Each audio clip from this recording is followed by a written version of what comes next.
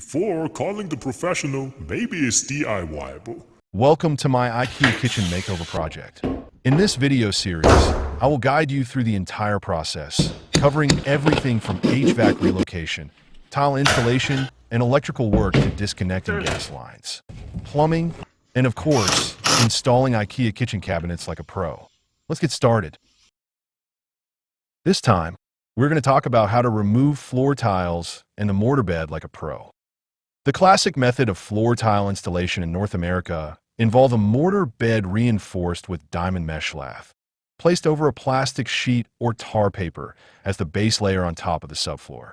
The first question you might be asking is, why remove the mortar bed at all? Can't we just reuse it? Indeed, I had a video talked about that. I didn't remove the mortar bed at all. Instead, I scraped off just a thin set and applied a self-leveling compound on top to create a smooth, flat surface before installing the tiles.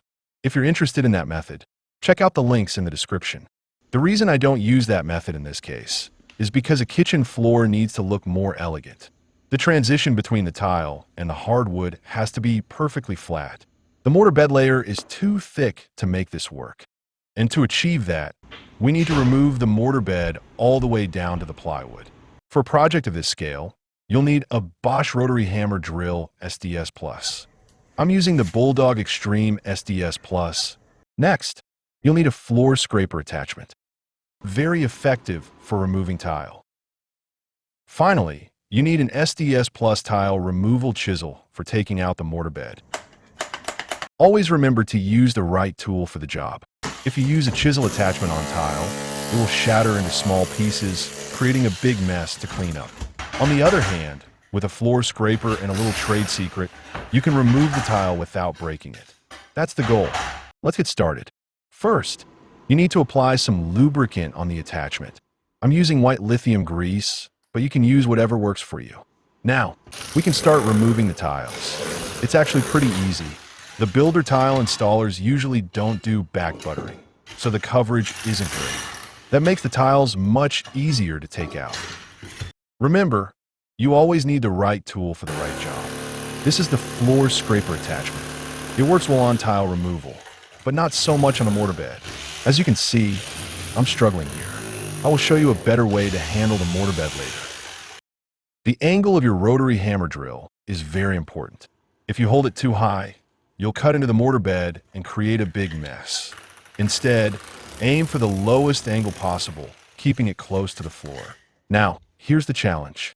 The handle of the tool has a couple of inches, which can make it difficult to maintain that low angle. This is the problem. The tile doesn't always come off in one piece. Often it breaks into several pieces.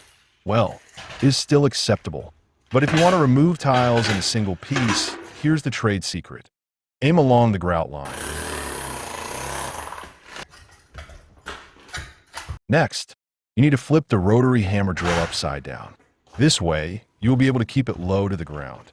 Then, you should be able to remove the tiles one single piece at a time. For those of you thinking, I'm just a DIY person making all these trade secrets up, I removed 2 rows of tiles without breaking a single one. You will be the judge. It's your choice to believe in what I said or not. I'm not trimming this section of the clip. You can watch the whole process in one single shot.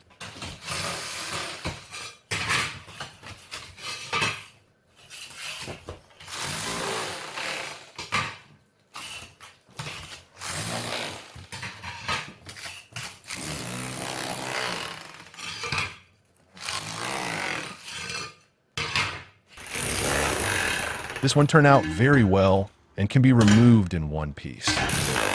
But look at this one, it fails. Remember, life is never perfect. You have to accept it when life sucks and move on. Next time, I'll show you how to use the gorilla cart to move the debris. Yes, even down the stairs. This is too dangerous. I will show you a better way. Now, let's talk about how to remove a mortar bed. Before starting, prepare a garden sprayer and lightly mist the surface with water to keep the dust under control, since it can be very bad. You need an SDS Plus tile removal chisel for taking out the mortar bed. This is very similar to what I showed you earlier. First, Aim the tool along the grout. We're working across the width of 2 standard tiles. Let the rotary hammer do the work, then lift up the mortar bed. This motion will break the metal mesh or diamond lath underneath. Continue this process all the way to the wall. Some YouTube videos suggest using a crowbar to remove the mortar bed. Very bad idea. Without the rotary hammer's action, you'd have to rely on leverage to break the mortar bed off the subfloor. This causes the mortar bed to crumble into small pieces, creating a huge mess that's difficult to clean up. Using a rotary hammer drill makes a night and day difference. The goal is to loosen the bottom so you can lift out an entire section in one large piece with minimal crumbling. See? The whole section comes off in one big piece. Remember the tip I showed you earlier when removing tile? Flipping the tool upside down gives you the best angle. That is the most effective way to remove a mortar bed. The mortar should remain attached to the metal lath, if possible. Then you have minimal cleanup to do. Next, I'm showing you how I removed the section from start to finish. I'm going to shut up and let you watch how I did it.